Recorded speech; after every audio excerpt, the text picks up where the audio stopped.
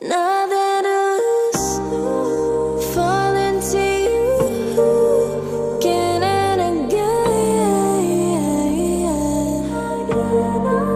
Now that I give it to you again and again. You know I want this too.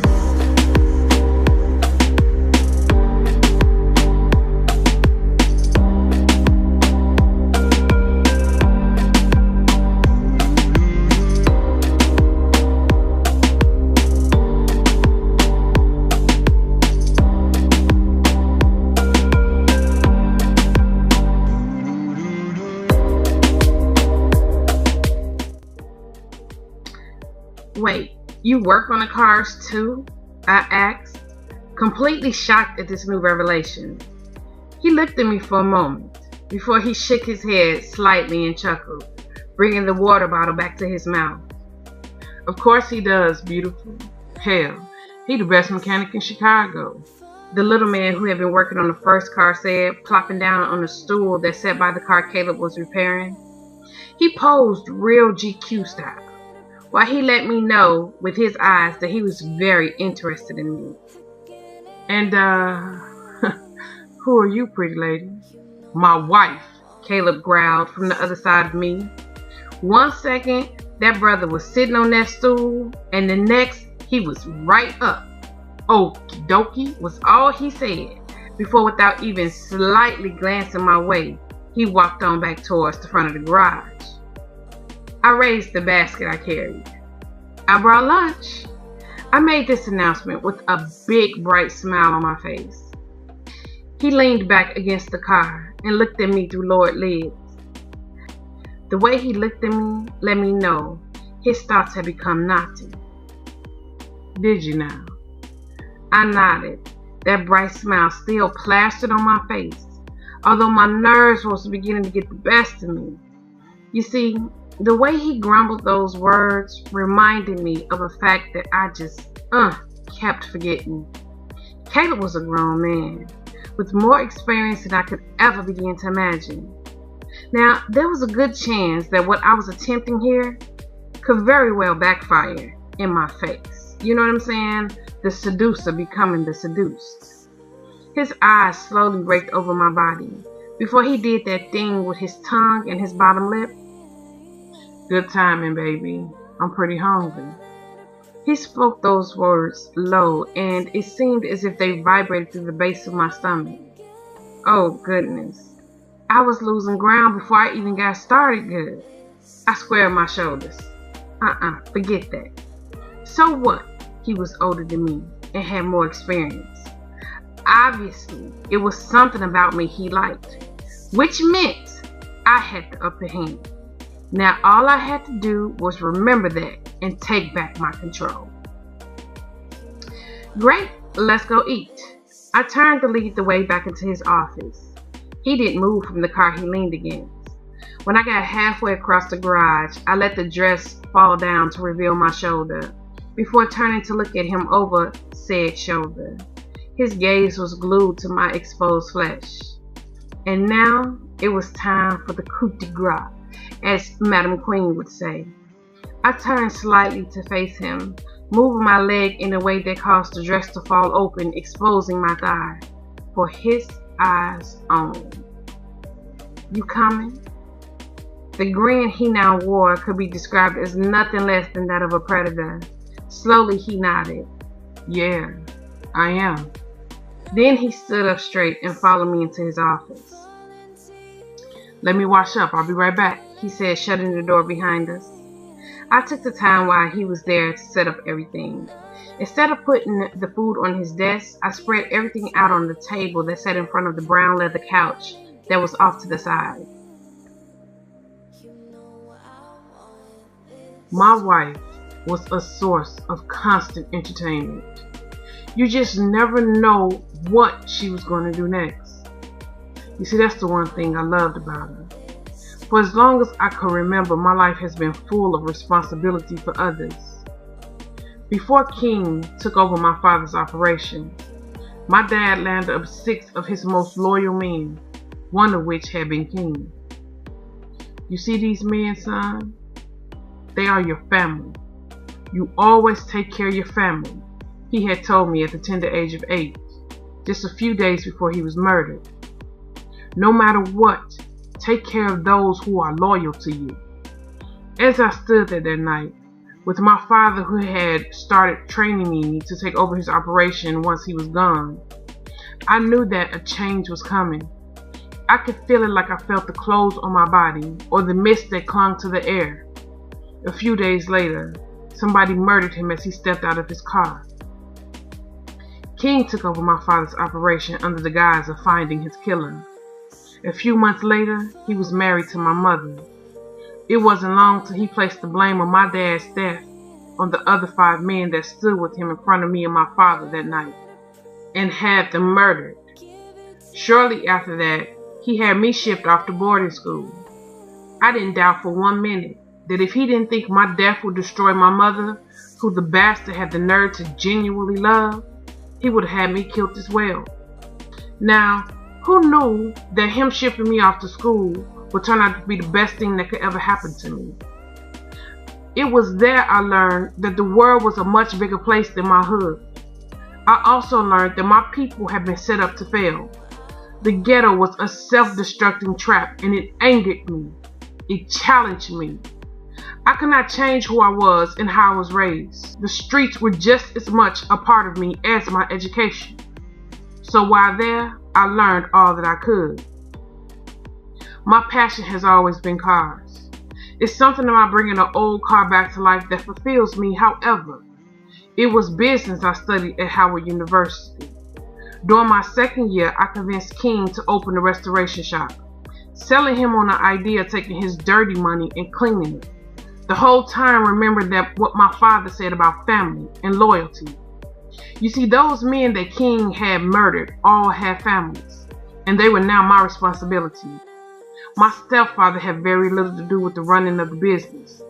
The first thing I did was make sure all my father's men's offsprings were working. Then I used the shop as collateral and opened up Mamaritas for my mother. When King was murdered, I took back over my father's operation and was able to do much more for my family. Now, most of my father's and King's men and their offsprings worked for me. I know my little empire wasn't much, but I supplied as many jobs as I could for the hood. It hadn't been easy cleaning that dirty money, and with Rashid determined to stay in the dope game made it much more difficult. I rubbed the towel over my face looking at my reflection in the mirror. Stepping up to this challenge had taken its toll on me. I must admit to having some selfish reasons for tying Monica to me. She was the one thing I had selfishly done just for me. She was everything I never had. Fun and laughter, life and adventure. I laughed more in the short time I have known her than I've done in my whole entire life. The way her mind worked was it was an oddity. I have never met anyone like her. She was amazingly beautiful, jaw-dropping gorgeous, and she wasn't even aware of how much so. I love the fact that she didn't wear a lot of makeup. She mostly wore that shiny stuff on her lips that made me just want to, man, every time I see it, made me just want to. Anyway, her beautiful curly locks were long and surprisingly very soft. They always smelled good, like fruit. Hell, she always smelled good. My hunger for this woman was past what was healthy. No matter how much I wanted to take her, I needed to curb my lust. I didn't just want to own her body. I wanted to own her mind as well. Maybe I was the monster she accused me of being because I wanted to control her completely. And I didn't care what anybody thought about it either. She was mine, completely mine. She just didn't know it yet. Her body was easy. She had about as much control over her lust as I had over mine. It was her mind that was the challenge. And I really enjoyed the good challenge. Hell, there was nothing in my life that had not been one. So why should my wife's mind be any different? She got it in said mind to seduce me. I chuckled as I pulled the dirty tank top over my head and put on a fresh one. Damn, what would this woman think of next? I mean, don't get me wrong. That little yellow demo she had on is definitely causing everything within me that hunger for her to wake up with a vengeance. And then when she let it slide off her shoulder and flashed her leg for me, it took all my strength not to pull her to the nearest nook and taste her right then. She is so damn sexy. So yeah, I'll play along for a little while.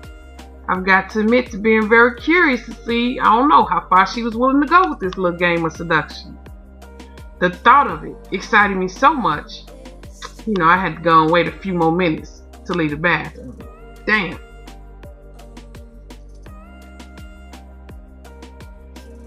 When he finally came out the bathroom, I had to bite my lip to keep from making a surprised sound at how good he looked.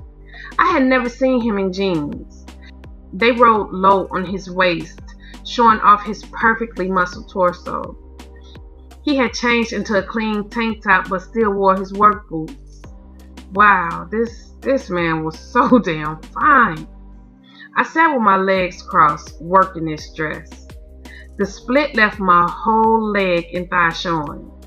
His gaze raked over my leg, causing me to feel a little warm. As he walked toward the couch, I couldn't help but notice his manly swagger. He sat down right next to me, so close, his right side rubbed up against my left. He exhaled, reclining back, resting his head on the back of the sofa.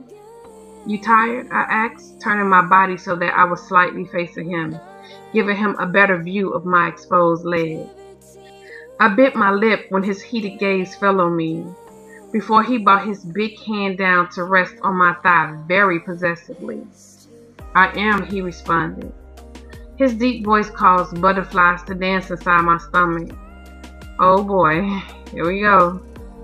His voice, coupled with his big strong body that was at rest next to me, and his warm hand palming my thigh as if he had all the right in the world to do so, was causing me to feel a little nervous.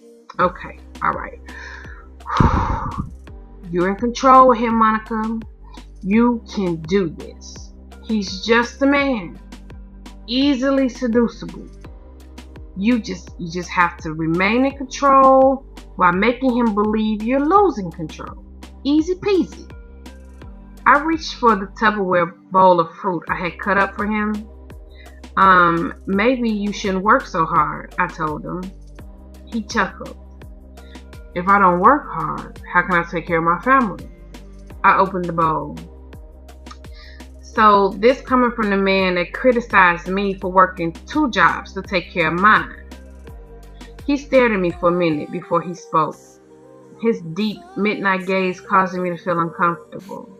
I didn't like the fact that he always felt as if he could see through my masquerade. Now, I work hard so that you don't have to. I've been doing it my whole life. It's all I know, he said. I understand that, but even you need to rest sometime. He looked at me through lowered lids. He was so at ease, it looked like each blink would carry him on off to dreamland. I don't know about rest, but I do know I need food, he spoke quietly. Oh yeah, what was I doing? If this man, who was my enemy, wanted to work himself to death, what the hell did I care? I looked down at the bowl of fruit and I picked out a juicy piece of melon that I had cut into the perfect bite-sized portions. See, I had a seduction to administrate, so let me get to that. I held a piece of fruit to his lips. One of his eyebrows rose. You gonna feed me, he asked. I pouted. It's just that your hands are so dirty. I wouldn't want you to get any germs on your food. I ignored the fact that he had just come out the bathroom and washed all the oil and dirt off himself. I could still smell the soap he used. You first, he whispered. Okay. He wanted to see me eat the fruit. I can do that, I think. I forced myself not to rush in my nervousness. I took my time and very slowly put the fruit in my mouth. As I chewed, a little of the juice escaped from between my lips. Reaching up, I went to catch it with my fingers, but he took my hand, stopping me. My breath stalled completely out somewhere between my belly and my throat when he sat up and used his mouth to gently suck away the juice from my lips. The muscles in my stomach contracted in painful awareness. Then, as casually as if, he had just flicked away a piece of lint off my shoulder, he relaxed back against the couch, watching me like a hungry lion did a gazelle. Nervously, I licked my lips. This was not going according to plan. Who was the seducer here? Okay, alright. You know what? That's alright. I had a little setback. I can do this. I need to just get back to my original plan. I picked up another piece of fruit and I held it to his mouth. Your turn. With my eyes, I dared him to eat the fruit from my hands. It was then I learned something about Caleb. He could resist a dare just about as much as I could. Gently, his big hands wrapped around my wrists. That is very considerate of you, baby, he said, before he brought my hand that held the piece of melon to his mouth. He took the fruit from my fingers with his lips and slowly chewed it as he smiled at me, still holding my wrist. That was very good, sweetheart. Uh-oh. It looks as if you have a little juice left on your fingers. Here, let me get that for you. He brought my fingers back to his mouth and proceeded to lick the juice off of me. As if under his spell, I leaned closer, watching him scandalously lick the juice off my fingers. I almost moaned as I was forced to cross my legs tighter. When he was done, he let go of my wrist. Okay, I needed another plan. I handed him the bowl of fruit. See, it may not be wise to try and feed him again. Monica, he admonished. That's not how you feed someone fruit. Here, let me show you how it's done. He sat up and moved closer to me, completely crowding my space as he leaned his big body over me. All the alarm bells were going off in my head because I could feel myself weakening. I sat back on the couch, now really good and nervous. He took a piece of fruit out of the bowl that was too big for my mouth and held it to my lips. That's too big, Caleb, I cried as he gently began to push the fruit against my lips. Oh, come on, be a big girl and open wide. I frowned at him. Come on. He rubbed the fruit against my lips, causing its juice to stain them. I opened my mouth, but the melon was too big and half of it hung out. I saw his eyes flash hungrily before he lowered his head, kissing me. When he sat back, he was chewing the other half of the fruit. Oh, dang. He continued to feed me this way until all the fruit was gone. Then he was kissing me for real. His aggressive mouth was attacking mine. The way this man kissed can be considered a drug because it held you paralyzed as it had its way with you. When he broke his mouth away from mine, my lips were deliciously sore and swollen. My dress had fallen off my shoulder so low that the top half of it rested above my breast. Gently, he used his fingers to trace my shoulder. Your skin is like honey, he spoke softly, weaving me further into the trance he was masterfully putting me under. Can I taste you? His question was quiet, just a whisper against my skin. Although everything within me was telling me to say no, with jerky movements, I nodded my head yes. I thought he was going to kiss my shoulder, but his finger continued to swipe down my arm to my elbow, taking my dress with it. My heart was beating too hard. I thought that maybe right now I was going to have a heart attack. Maybe it was just going to stop completely. For a moment, he just looked at my flesh that he had just exposed. I couldn't take it, and I brought my hand up to cover myself. He stopped me, looking up into my eyes. Why are you trying to hide yourself from me? He whispered. I looked down, not able to take the intensity of his gaze any longer. "You making me nervous," I muttered. "Why?" Because I don't look like what you see most of the time on TV or in magazines," I told him. And it was true. My body was not your average image that's shown on TV or in magazines. Even though I know the majority of women had fake boobs, it still always made me feel self-conscious about my smaller ones, cause my B cup can't be considered busty in the least.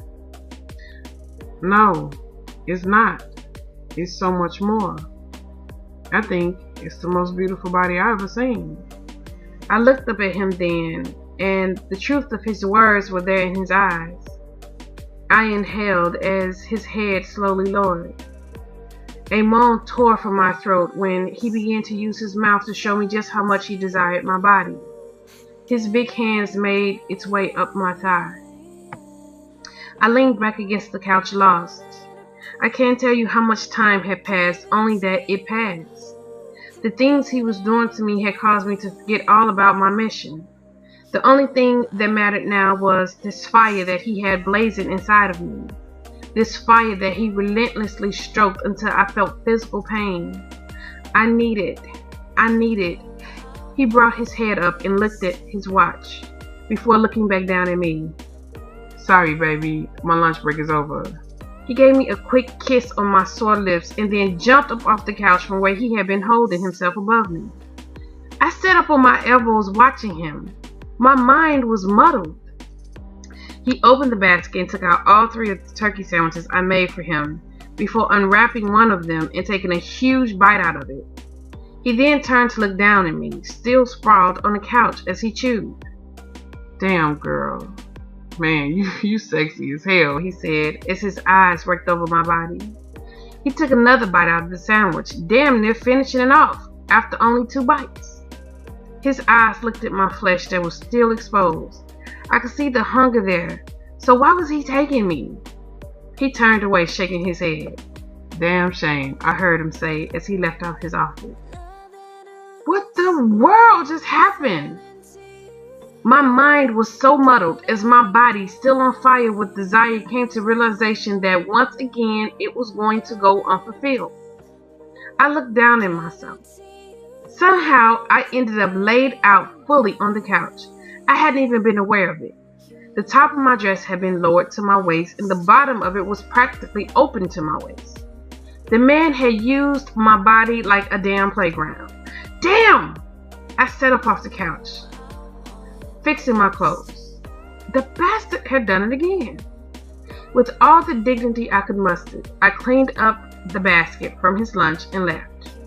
For a while, I just sat in my truck, going over what had just happened, trying to figure out where I went wrong, and it came to me. My vanity had been my downfall. You see, I had vainly thought I could tangle with a shark. I thought I could sashay my way in there and tempt the creature and not get bitten. I should have known it was too dangerous to be alone with him, even in his office. In my vanity, I thought that I could handle it. That had been foolish. The man was a master at manipulating a woman's body to respond exactly how he wanted it to. I turned the key to start the truck. That's all right. I may have lost this battle, but the war still rages on. Already, I was formulating a different approach in my head. Operation Now You Have Me, Now You Don't was not dead yet. I stopped by the grocery store on the way home. Tonight, I will make Eve's favorite, fried chicken and mac and cheese. Maybe add her less favorite, spinach. But hey, there really was no vegetable she cared to eat. While I was shopping, Caleb texted me asking me what time dinner was. I started to tell him, screw you, I'm not feeding you, but that would just make me look like a sore loser. So I told him dinner will be done at 7 and he assured me he would be there. Before I started cooking, I jumped in the shower, decided to take mine early so that we would not have a repeating of last night. When I got out, I put on a pair of my in-the-house shorts.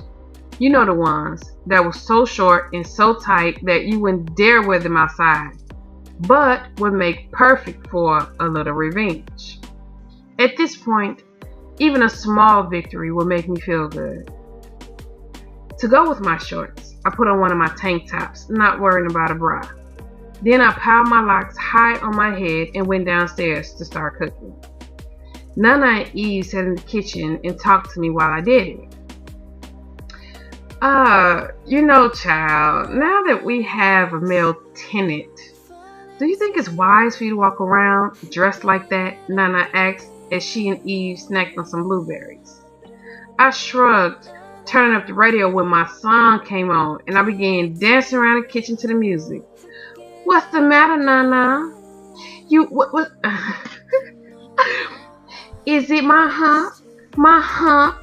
You think he gonna see all this junk up in my trunk? I began to do a little dance with my hips. Nana put her hand over Eve's eyes and shook her head. That's what's wrong with this generation now. Ain't got no sense. I laughed as I began to shake my hips harder and dance around her. I leaned down and took her shoulder in my hand and kissed her hard on her cheek. She squealed with laughter. Get on away from me, you crazy child, she yelled, swatting at me. I dodged her swat and I kissed her hard on the other cheek. She squealed again and Eve cracked up with laughter. Oh, come on, Nana, don't be no prude, I cooed. Her laughter died down. She cleared her throat and shyly pointed at something behind me. Eve said something that sounded a lot like Dada.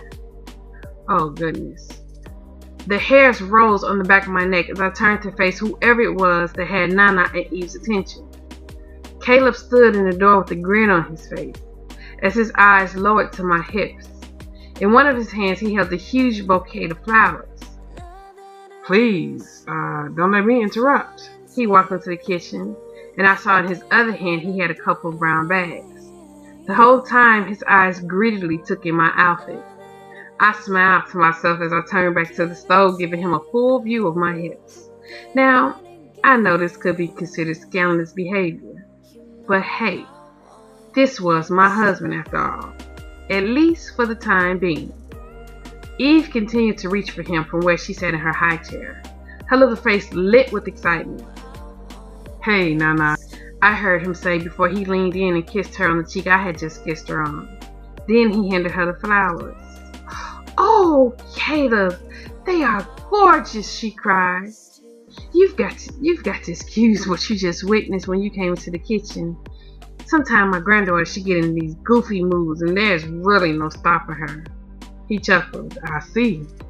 His deep voice was like a caress on the back of my neck. I inhaled and took the last batch of chicken out the grease.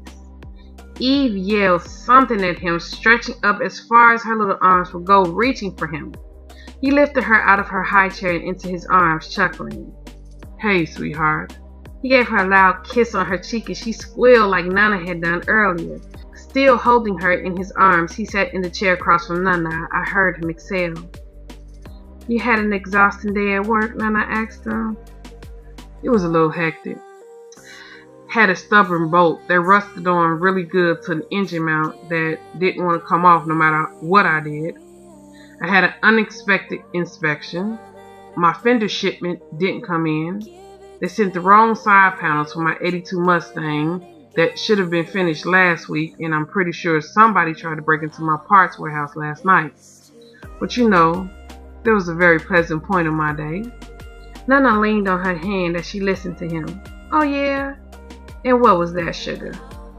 Surprisingly, I had a really amazing lunch. Very mouth-watering. I blushed as I seasoned the spinach. I can't believe he just told my Nana that. Oh, well now, that is wonderful. After all you had to go through today, you deserve to have that mouth-watering lunch. I began to choke. Oh my goodness. You alright, child? Nana asked, looking over at me as I drank down a glass of water, trying to get myself together. I shot Caleb an angry look, and he returned a mischievous smile before turning to look back at Nana. You know what, Nana? I think you're right. I'm going to set aside time each day to have a lunch like that one I had today. Good for you. She reached over the table and patted his hand. I narrowed my eyes at him as I walked towards her. Here, let me put those in water for you, I said, taking the flowers from her. Eve was busy trying to look into the little brown bag her father teasingly held in front of her. Gimme, she cried, trying to open his hands. He chuckled as he continued to tease her. She squealed, trying to pull his thumbs all the way back. Finally, he moved his hands and let her delve into the bag. She came up with a fluffy pink teddy bear. The joy that registered on her face was priceless. She hugged the soft bear, crushing it in her arms. Chuckling, he kissed her cheek again. How did you know I had a gift in there for you? Child, Eve can spot out a present a mile away. Thank you so much, Caleb. You are a real sweetheart, Nana told him. I put the plates on the table. Okay, so everybody got a present but me. Of course, that's fine. I mean, I don't care. I didn't really expect him to give me a gift anyway. I'm just making an observation. Time to eat, I told Eve before lifting her out of his arms. And instead of walking around the table to put her in her high chair like anybody with good sense would, I stretched my body out across the table right in front of Caleb and slid her in. Then, in no rush to move, I pushed the bear down in her chair next to her because there would be no taking it away from her. Still in no rush to move, I slid her plate in front of her using my fork to cut her meat, making sure my butt and hips jiggled just right as I cut through that tough meat. My Nana eyed me over her glasses before she slowly shook her head. Goodness gracious, she said under her breath as she watched me all but lay in the man's lap. He sat back in his chair with a wolfish grin on his face and didn't even pretend to look anywhere else. Still shaking her head, Nana picked up her knife and fork and began to cut her meat. Right when I think I've seen it all with this child, when I think there is nothing more she could do that would surprise me, she goes and proves me wrong, she muttered. I stood up straight, making sure to arch my back so that my chest was right in his face. Uh-oh, I'm so sorry for that. How rude of me to practically lay in your lap like that, I told him. His eyes had not raised past my chest. He licked his lips the way he did whenever he was aroused. Oh, that's okay, no harm, no foul. He spoke low, and I could tell that my little stunt had gotten to him, and it felt amazing. The rest of the dinner was a breeze. In fact, it was quite pleasant. Caleb kept complimenting me on the meal. And let me tell y'all something about this brother here. This man was serious about his food. He ate nearly 3 plates. When dinner was done, he even offered to help me clean up the kitchen. But Nana would have none of that. Oh, sweetie, thanks for offering, but we got it. Won't you just head upstairs and take a hot shower and just relax? A man that works as hard as yourself need to come home to peace. And that's what you're going to find here. We're going to take care of everything else. You don't have to worry about it. I looked at her over the plates I was carrying to the sink. Really now? Is that what we were going to do? No, that was a trip. Anyway, I cleaned the kitchen up with no problems. And then got Nana settled into bed. Wasn't it nice for that young man to bring us home gifts? She asked as I tucked the covers in around her.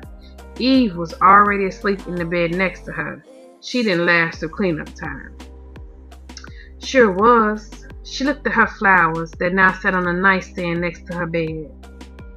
He's a good boy, she said. My hand paused and fluffed her pillows. Nana, just because a man buy you pretty flowers don't make him good. She shook her head. No, it doesn't. But a man that steps up to the plate and does what needs to be done, no matter how hostile the environment. She paused in her speech, eyeing me. My mouth open. I was insulted. Is not just good, she continued. He's a damn good man. And instead of being so mean to him, you should try and be nice to him. He's single, you're single. Why not be together? And did you hear Eve call him daddy? Oh my goodness, Subject change quickly. I kissed her cheek. You see love in everything. I'm telling you, you read too many of them romance novels. After I made sure Eve and her new pink bear was tucked in next to Nana, I kissed her little fat cheeks. And then I bid Nana good night. Before I went upstairs, I made sure the front door and the back door was locked, and then I turned off the lights. As I was walking up the stairs, two strong hands reached out and snatched me up the last few stairs, picking me up clean off my feet. I screamed as my back was gently slammed against the wall and a big strong body pressed into my front, but my scream was muffled because a hand covered my mouth. I blinked my eyes trying to adjust them in the dark. Caleb. Although I couldn't see him, I smelled him. I knew his scent anywhere. Dove soap and citrus spice. He was bare-chested. The heat from his big body bled into me. I wrapped my legs around his waist. Caleb, you scared the heck out of me, I yelled into his palm. He chuckled. Did you think you were going to walk around me in those itty-bitty shorts challenging my manhood all night and nothing was going to happen to you? He whispered in my ear as he pressed his body up against mine. I closed my eyes as the unfulfilled pleasure I had felt earlier woke up as if it had never been asleep. He took his hand from my mouth and his lips slammed down on mine. I gasped from the force of his hunger, and his mouth took clean advantage, invading mine in a way that left me wanting and in need. His hand fisted in my hair, holding my head still for his ravishments. I broke my lips away from his as I desperately drew air in my lungs. His hungry mouth went to my neck. I have a present for you, he whispered. Really? I couldn't keep the excitement out of my voice. So he hadn't forgot about me. I mean, okay, alright. If I was honest with myself, I kind of had feelings about not getting nothing earlier. Did you think I would bring Eve and Nana something and not bring you anything? I thought maybe you didn't care, I whispered. He chuckled. Your gift is in my room. You gonna come get it? I couldn't help but feel like Little Red Riding Hood being tempted by the wolf. Going into his bedroom was dangerous, but how can I not when he had a gift for me? I nodded my head, and he let my feet slide to the floor before he took my hand and led me into his room. I blinked as my eyes got used to the lights. The hall had been really dark. He walked me over to the old dresser and turned me to face the mirror. Then he lifted a rectangle box he had on the dresser and opened it. Coming to stand behind me, he took a necklace out the box, putting the empty container back on the dresser. Then he put a delicate gold necklace around my neck. Hanging from it was 2 ballerina shoes encased in diamonds. This piece would go perfectly with my bracelets. I sucked in my breath, taken back by the beauty of it as I leaned in to get a closer look. It's beautiful, I cried. He stood behind me, bigger than life, his hands resting on the dresser on both sides of me. He leaned in and buried his face in my hair, smelling it. This is something he had done a couple times now. Is it beautiful enough for a volunteer kiss? He whispered close to my ear. I turned in the circle of his arms, staring up at him. He wanted me to kiss him. I mean, sure, we had kissed before, but it had always been him kissing me. I chewed on my bottom lip. If I kissed him, then that would mean I am in some way happy with him. I mean, I was happy with his gift. But a kiss from me would be me admitting it. Just one kiss, I said, holding up one finger. His unfathomable midnight gaze read me. It was like he knew my thoughts. Slowly, he nodded his head. Just one kiss. I inhaled, feeling more nervous than I felt all day. This would be the first time I volunteered to kiss him. On legs that shook, I stood on my toes and wrapped my arms around his strong neck. The whole time, our eyes was locked because we both knew and understood the significance of this moment. Gently, I touched his lips with mine. I waited for that force that was him to turn on and dominate the kiss, but he didn't. He let me lead. I took his mouth again and again in soft swipes. I moaned when the kiss deepened. It was so much different than the way we kissed before. I couldn't tell you which way I enjoyed more. He put his hands on my waist and lifted me, and I wrapped my legs around him. Right then, his phone rang and vibrated on the dresser next to me. I broke the kiss off looking down at it. He reached for my face, turning me back towards him, and took my mouth again, but this time he led, so it was more aggressive. I wrapped my arms around his neck, pulling him closer, but then his phone rang and vibrated again. I broke the kiss looking down at it. "Damn," he growled, snatching it up, looking to see who was calling. "Mom, why you calling so late?" He answered the phone, his irritation apparent in his tone. The frown increased on his face. "Wait, what? Slow down and tell me again." He listened for a moment, his body growing very tense. I rubbed my hands across his chest, trying to comfort him. I could hear Mama Rita saying something in a very frantic tone. "Where is he?" Caleb growled. Seconds later, he hung up. He let my feet slide to the floor. "Get dressed," he told me. "I need to go beat my little brother's ass."